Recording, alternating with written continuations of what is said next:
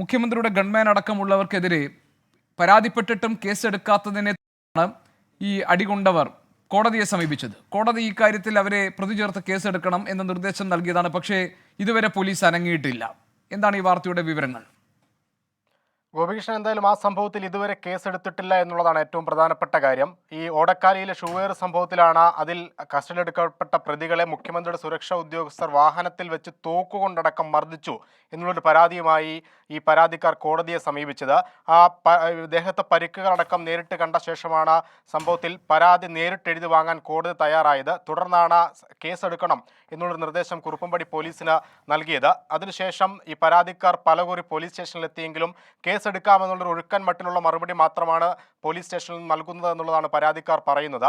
എന്തായാലും നിലവിൽ അത്തരത്തിലൊരു കേസിലേക്ക് പോയാൽ മുഖ്യമന്ത്രിയുടെ സുരക്ഷാ ഉദ്യോഗസ്ഥർക്കെതിരെ അടക്കം ജാമ്യമില്ലാ വകുപ്പുകൾ പ്രകാരം കേസെടുക്കേണ്ട ഒരു സാഹചര്യം ഉണ്ടാകുമെന്നുള്ളത് കൊണ്ടാണ് അങ്ങനെ ഒരു നടപടിയിലേക്ക് പോലീസ് കടക്കാത്തത് എന്നുള്ളതാണ് നമുക്ക് മനസ്സിലാക്കാൻ സാധിക്കുന്നത്. എന്തായാലും കോടതി ഇത് വളരെ ഗൗരവമായി തന്നെ എടുക്കുകയാണ്. എന്തുകൊണ്ട് കേസെടുക്കാൻ പോലീസ് തയ്യാറാകുന്നില്ല എന്നുള്ള ചോദ്യം വളരെ പ്രധാനമായി തന്നെ ഉയർന്നു നിൽക്കുകയാണ്. എന്തായാലും ഇനിയും കേസെടുത്തില്ല, ഇങ്ങനെ തന്നെയാണ് പോലീസിന്റെ സമീപനം തുടരുന്നത് എങ്കിൽ വരും ദിവസം വീണ്ടും കോടതിയെ സമീപിക്കാനാണ് പരാതിക്കാരുടെ തീരുമാനം. വളരെ ഗൗരവമായി തന്നെ ഒരുപക്ഷെ കോടതി ഇത് വീണ്ടും എടുക്കും. അക്ഷരാർത്ഥത്തിൽ ഈ ഷൂവേർ കേസുമായി ബന്ധപ്പെട്ട് പോലീസ് ഇപ്പോൾ കുഴഞ്ഞിരിക്കുകയാണ്. മറ്റ് മാധ്യമം വിനീത വിജിക്കെതിരെ എടുത്ത കേസിൽ CDR പോലും പുറത്തു പോകുന്ന ഒരു സാഹചര്യം ഉണ്ടായിരുന്നു. അതടക്കം പോലീസിന്റെ ഭാഗത്തുനിന്ന് ഈ കേസിൽ വളരെ ഗുരുതരമായ വീഴ്ചയാണ് സംഭവിച്ചുകൊണ്ടിരിക്കുന്നത് എന്നുള്ളതാണ് ഏറ്റവും പ്രധാനപ്പെട്ട. മാത്രമല്ല അശ്വിൻ, ഈ അടികൊണ്ട് മർദ്ദനമേറ്റവർക്ക് കോടതിയെ സമീപിക്കേണ്ടി വന്നത് തന്നെ പോലീസിൽ പരാതിപ്പെട്ടിട്ടും പോലീസ് കേസെടുക്കാതിരിക്കുകയും ഇതൊക്കെ സുരക്ഷാ സംവിധാനങ്ങളുടെ അതൊരുക്കുന്നതിന്റെ ഭാഗമായിട്ടാണ് ഈ മർദ്ദനം പോലും എന്ന് വ്യാഖ്യാനിക്കുകയും ചെയ്തതിനെ തുടർന്നാണ് കോടതിയെ തന്നെ സമീപിച്ചത്. പക്ഷെ കോടതി പറഞ്ഞതും അത് തന്നെയാണ്, കേസെടുക്കണം എന്ന് പറയുന്നു. പക്ഷെ പോലീസ് അനങ്ങുന്നില്ല. നേരെ മറിച്ച് ഇതിലെ ഗൂഢാലോചനയുണ്ടെന്ന് ആരോപിച്ച് 24 റിപ്പോർട്ടർക്കെതിരെ 24 റിപ്പോർട്ടറെ പ്രതിയാക്കി 5ാം പ്രതിയാക്കി കേസ് എടുക്കുകയും ചെയ്യുന്നു, അല്ലേ?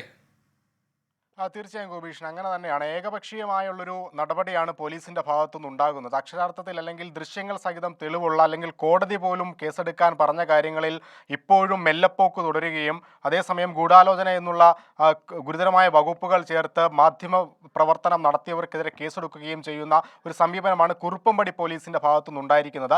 എന്തായാലും അവധിക്ക് ശേഷം കോടതി തുറക്കുമ്പോൾ പോലീസ് കോടതിയിൽ വിയർക്കുമെന്നുള്ള കാര്യത്തിൽ സംശയമില്ല. ഇക്കാര്യങ്ങൾക്കെല്ലാം കുറുപ്പുംപടി CI അടക്കം മറുപടി പറയേണ്ട ഒരു സാഹചര്യത്തിലേക്ക് കാര്യങ്ങൾ നീങ്ങും. CDR പുറത്തുപോയതും എന്തുകൊണ്ട് കോടതി നിർദ്ദേശിച്ചിട്ട് കേസെടുത്തില്ല എന്ന കാര്യങ്ങളിലടക്കം എന്താണ് പോലീസിന് മറുപടി നൽകാനുള്ളത് എന്നുള്ളതാണ് ഇനി ഏറ്റവും പ്രധാനമായി നോക്കിക്കാണേണ്ടത്.